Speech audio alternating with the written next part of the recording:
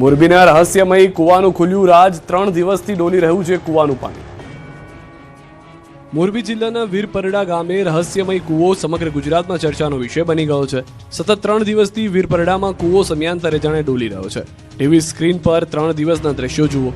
ગત 4 જુલાઈએ પહેલીવાર વિડીયો વાયરલ થયો, જે બાદ 5 અને 6 જુલાઈએ પણ કૂવો ડોલતો જોવા મળ્યો.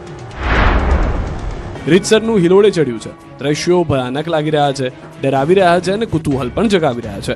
પાણીમાં થયેલી અસામાન્ય હિલચાલથી સૌ કોઈ આશ્ચર્યમાં મુકાઈ ગયા છે અને આ જ દ્રશ્યોએ અનેક સવાલો પણ ઊભા કર્યા છે.